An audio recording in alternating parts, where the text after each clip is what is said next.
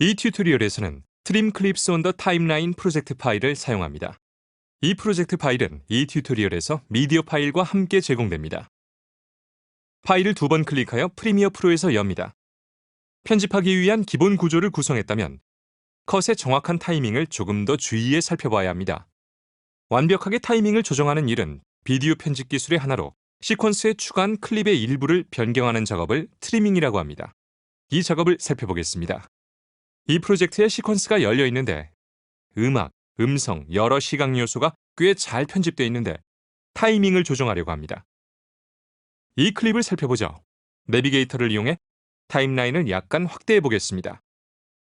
여기에는 키즈 롤링 어 타이어 샷이 있는데 이 클립 길이를 짧게 만들기 위해 클립의 일부를 제거해야 하는 경우 가장 빠르게 수행할 수 있는 방법은 변경하려는 클립의 끝을 클릭하여 드래그하는 것입니다.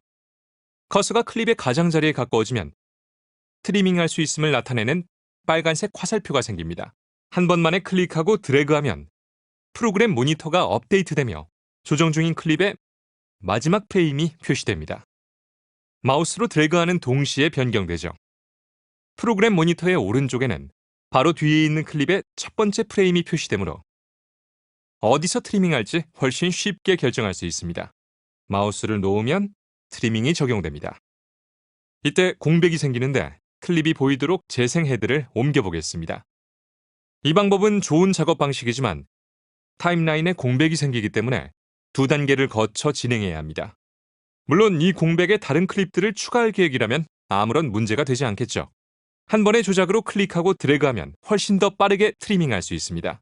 한 번 클릭하고 마우스를 놓으면 트리밍 핸들이 생기는데 이때 클립의 마지막 프레임을 드래그하여 조정한 다음 놓아도 여전히 트리밍 핸들이 남아 있습니다. 타임라인의 배경을 클릭하여 트리밍 핸들을 없앨 수 있습니다. 이 트리밍 핸들은 고급 트리밍 워크플로우에서 유용한데 지금은 필요하지 않습니다. 이제 툴 패널로 이동해 잔물결 편집 툴을 선택합니다. 먼저 윈도우즈의 경우 컨트롤 Z를 눌러 실행 취소합니다. 맥OS의 경우 커맨드 Z가 되겠습니다. 몇 번 더 눌러 클립을 복구합니다. 다시 작업해 보겠습니다. 이번엔 노란색 화살표가 생기는데 클릭하고 드래그하면 타임라인의 모든 것이 함께 움직입니다. 실행 취소하고 다시 확인해 보겠습니다. 이 클립 뒤에 모든 클립이 움직이고 오른쪽 아래에 있는 오디오도 움직입니다. 하지만 클립 끝 아래에 있는 오디오 부분은 움직이지 않습니다. 좋습니다. 이것을 이쪽으로 드래그하면 이렇게 됩니다. 이것을 잔물결 트리밍이라고 합니다. 다시 실행 취소하겠습니다. 툴 패널에 있는 잔물결 편집 툴 아래에는 다른 옵션이 두 개 더 있는데 롤링 편집 툴을 선택하겠습니다. 이번에도 다른 커서가 생기는데 이 트리밍은 한 번에 두 개의 클립을 동시에 조정합니다. 따라서 드래그하면 프로그램 모니터에서 왼쪽과 오른쪽 화면이 동시에 조정되고 있습니다. 실제로 롤링 편집이란 정확히 동일한 길이만큼 한 클립의 길이는 늘리고 다른 클립은 줄이는 편집입니다. 따라서 시퀀스가 길어지거나 짧아지지 않습니다. 마우스를 놓으면 이처럼 적용됩니다. 결과를 확인할 수 있도록 다시 클릭하여 드래그해 보겠습니다. 옮길 수 있는 트리밍의 길이는 제한적입니다. 왼쪽으로 드래그하면 핸들이 뒤에서 멈춥니다. 이 포레스트 샷에 아무런 미디어가 남아있지 않기 때문입니다. 선택 툴로 다시 돌아가 재생 헤드를 여기에 정렬하고 다른 단축키를 사용하겠습니다. 키보드 왼쪽 상단에 있는 Q키와 W키를 사용해도 트리밍 작업을 할 수 있습니다. W키를 누르면 재생 헤드가 있는 곳부터 클립의 끝부분까지 모든 것이 제거됩니다. 잘 보이도록 재생 헤드를 옮겨보죠. 음악의 일부분도 제거되었습니다. 컨트롤 Z를 눌러 실행을 취소하고 맥OS의 경우 커맨드 Z가 되겠습니다. 이 부분을 다시 확인합니다. 조금 더 뒤쪽을 클릭해 보겠습니다. W를 누르겠습니다. 재생 헤드를 옮겨서 보면 음성과 음악의 일부가 제거됐음을 알 수 있죠.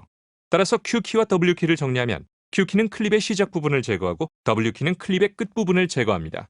매우 유용하지만 모든 트랙에서 콘텐츠를 제거하므로 이처럼 여러 레이어로 구성된 오디오가 있는 경우 완벽하지만은 않습니다. 그렇지만 이 문제는 해결할 수 있죠. 다시 실행 취소하겠습니다. 이번엔 오디오 트랙을 잠가 보겠습니다. 트랙 헤더의 왼쪽에 잠금 아이콘이 각 트랙에 한 개씩 있습니다. 이 세 개의 트랙 잠금 아이콘을 각각 켭니다. 이 트랙은 동기화 오디오, 즉 클립과 연결된 오디오에 사용되지 않습니다. 이제 이 트랙의 변경사항이 적용되지 않습니다. 아무데나 클릭하여 드래그하면 트랙에 있는 클립에 영향을 주지 않습니다. 다시 시도해보죠. W키를 누르면 이제 오디오만 단독으로 남아 있습니다. 다시 실행 취소합니다.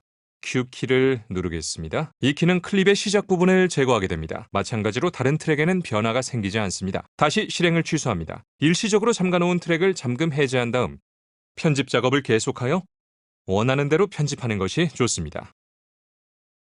다른 방식으로 트리밍할 수도 있지만 많은 편집 전문가가 이 방식을 통해 편집 시퀀스의 타이밍을 조정합니다.